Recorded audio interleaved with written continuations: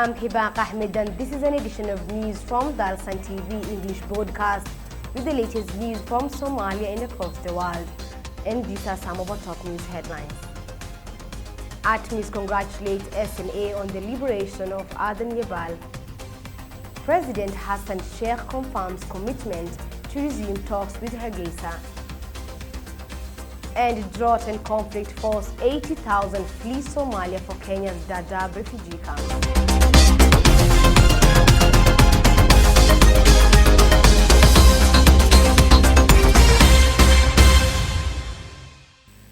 Welcome to the broadcast. Somali security forces have seized control of a strategic town from the hands of the Somali militant group Al-Shabaab, which has been controlling the town. Aden Yebal becomes one of the most significant towns in south-central Somalia, liberated by a combination of local militia, the Somali army, and Somalia's international partners. Somali security forces, backed by clan militias called Mawisley, have taken over the strategic town of Aden Yebal in the Middle Shabelle region after intense fighting with Al-Shabaab fighters. The fighting started 4 days ago in Wartadibi Samatar and Bos Adur and went on to Aden Yebal district. Speaking to Dalsan TV, the district commissioner of the strategic town, Mahmoud Sheikh Hassan, said the government recovered vehicles from Al-Shabaab fighters who fled the district. Aden Yebal district commissioner Mahmoud Sheikh Hassan told Dalsan TV that no soldier have been killed in the fighting, but there are minor injuries. The fighting will continue until we weed out Al-Shabaab group in the region, he added. Aden Yebal, which is about 245 kilometers north of Mogadishu, was the main town in Middle Shabelle region controlled by Al-Shabaab since 2016.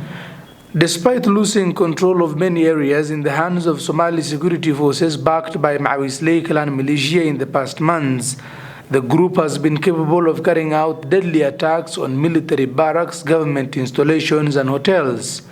Al-Shabaab gunmen last Sunday stormed a hotel next to Villa Somalia, the official residency of Somalia's president. Several government ministries and both houses of parliament are nearby. This, in theory, is one of the best secured neighborhoods in the entire city. The perimeter of the Villareis Hotel was breached by 5 armed men after a suicide bomber detonated an explosive vehicle. They held the hotel for 20 hours, battling with state security into Monday morning. 8 civilians were killed in the fighting. At least 4 cabinet ministers were caught in the siege, along with at least 60 other people. Parliament did not meet as scheduled on Monday due to the gunfire that could still be heard inside the hotel. The siege ended when security forces killed the 5 gunmen. For the government led by President Hassan Sheikh Mohamud, the inquest is just beginning. Al-Shabaab was officially driven out of Mogadishu in 2011 by African Union peacekeepers. The militant group still controls part of Somalia's countryside and regularly carries out fatal attacks in the capital Mogadishu. However, the group is currently battling a groundswell of rebellion from ethnic militias in central Somalia who receive support from the National Army. Since September, Al-Shabaab has lost dozens of towns it once controlled. It appeared to be on the back foot, but the daring attack on the Villareis Hotel has shaken Somalia's elite. A lot of other problems, among them is the extremism in this place. African Union mission in Somalia has congratulated the Somali National Army for liberating Aden Yebal, a strategic town which Al-Shabaab held since 2016. The Somali National Army, SNA, and local militia loyal to the government have captured Aden Yebal town about 220 kilometers north of the capital Mogadishu. The African Union mission in Somalia has congratulated the Somali army for gains made in recent military operations.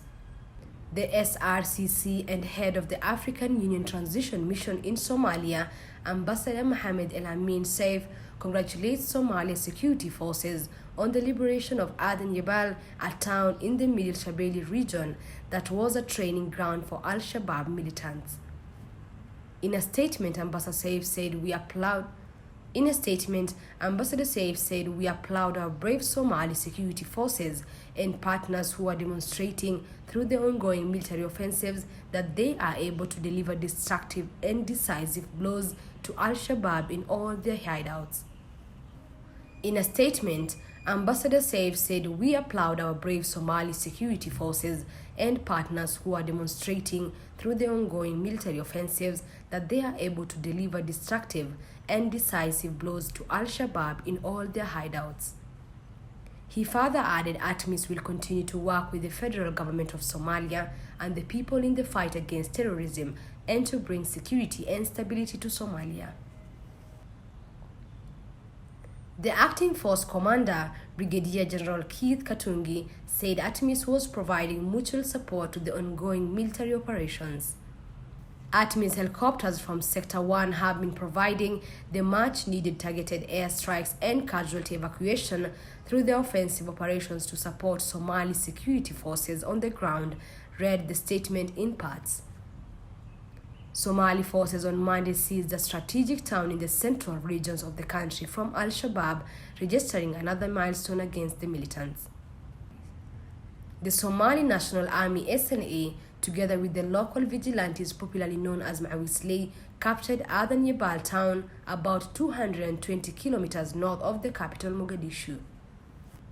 Adan Yabal, a town located near the border between Hiran and Middle Shabelle regions that comprise Hirshabelle state, one of the 5 federal member states of the federal government of Somalia, had been a strategic location held by Al-Shabaab, the Al-Qaeda-linked extremist group. The SNA said in a bulletin that it met no resistance from the normally feared Al-Shabaab fighters who left the town without posing resistance. Out of fear from a possible fighting between the allied forces and the terrorists, most residents largely left the town dreading being caught in a crossfire. Al-Shabaab have lost most of the towns and settlements in Hirshabelle state, both Hiran and Middle Shabelle regions, after the SNA and Mawisley vigilantes waged offensive wars. Talks between Mogadishu and Hargeisa are set to begin. Somalia's President Hassan Sheikh Mohamud has confirmed while meeting top foreign diplomats. President Hassan Sheikh Mohamud said he is committed to restarting talks that were hindered after Somalia and Somaliland leaders failed to come to an agreement. President of Somalia Hassan Sheikh Mohamud has reaffirmed his administration's commitment to resume talks with Somaliland. The head of state was speaking after holding meetings with Turkey and Norway representatives in Mogadishu. President Hassan Sheikh Mohamud acknowledged the role Turkey and Norway had played in the previous talks, which he believes was the good start for the two sides to come to the negotiation table together.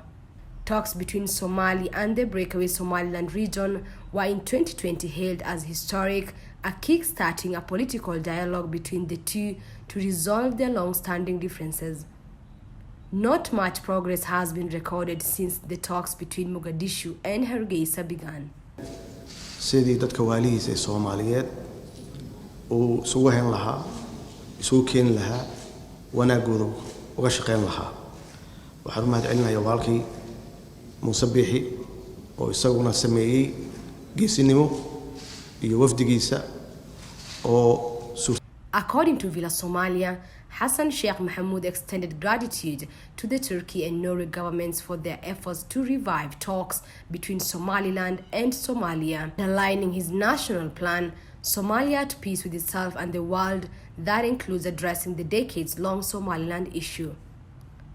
The decade-long Somaliland and Somalia talks have been ongoing since 2012, and a series of high-level talks between the two countries have been held in Ankara, London, and Djibouti with various state and international bodies as mediators and observers.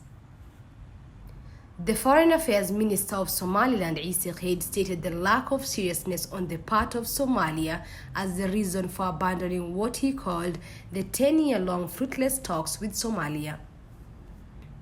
Somalia does not recognize Somaliland's breakaway status and therefore maintains it is still part of Somalia's territorial integrity and that the federal government bases in Mogadishu therefore has authority over Somaliland as well, he added. Both Somalia and Somaliland have this year marked the 62nd anniversary of the liberation of the whole of Somalia from colonizers. A former British protectorate, Somaliland got its independence in 1960 but days later joined Somalia. From 1991, it declared independence from the rest of the country following war with the government in Mogadishu. Thousands have fled the country as a result of drought and conflict, which has forced 80,000 people to flee Somalia for Kenya's Dadaab refugee camps. The Kenyan government put a ban on the registration of new refugees in the northern border with Somalia, but the UNHCR says it has profiled 80,000 new arrivals in the last few months. Relief agencies say the influx is straining their capacity to help.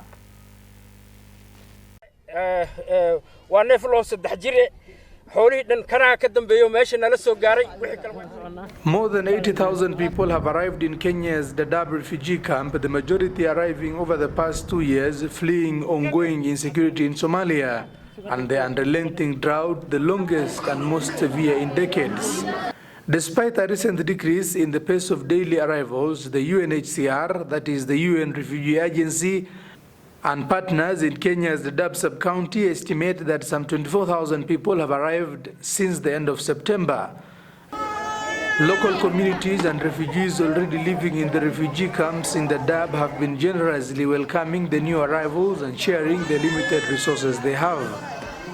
Adequate space in the camps where the newly arrived are sheltered is running out, forcing many to reside in the makeshift shelters along the outskirts where clean water and sanitation facilities are either grossly insufficient or non-existent.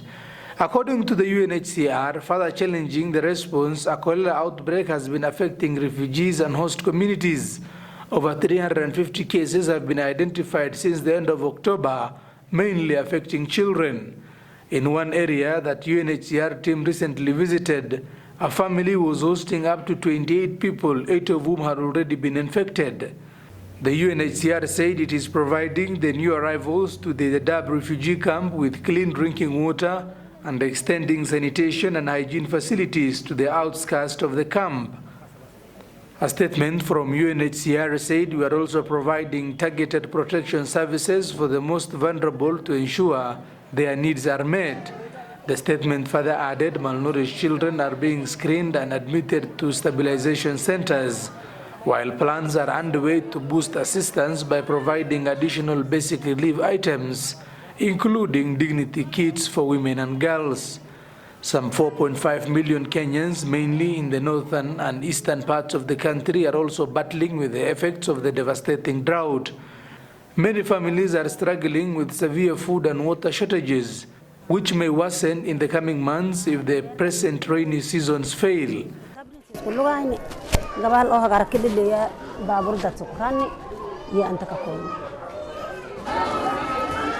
In November, the United Nations and partners issued a call for $472 million to enable aid agencies to respond now and into next year as the impact of the drought in Kenya deepens.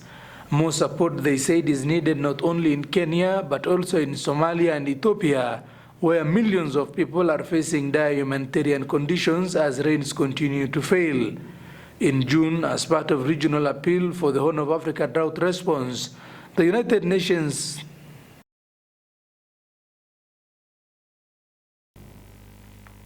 Meanwhile, Syria continues to avoid full cooperation with the Organization for the Prohibition of Chemical Weapons to urgently address information missing from its submitted declarations.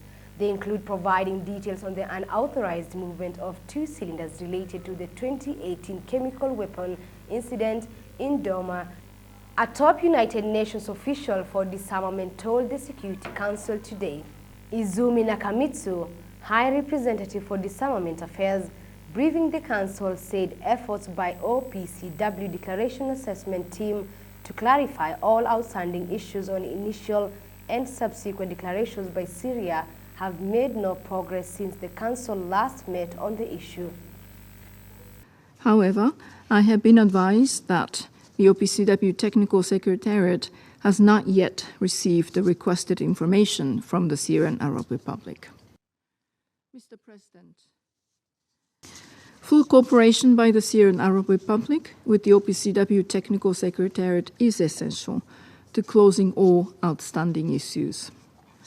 As has been stressed on a monthly basis for many years now, due to the identified gaps, inconsistencies and discrepancies that remain unresolved, the Technical Secretariat continues to assess that, at this stage, the declaration submitted by the Syrian Arab Republic cannot be considered accurate and complete in accordance with the Chemical Weapons Convention.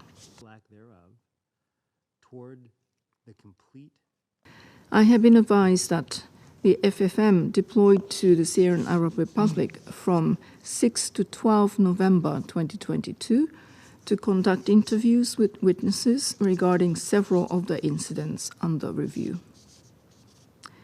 I understand that the Investigation and Identification Team, or IIT. And those are some of our top stories for this hour.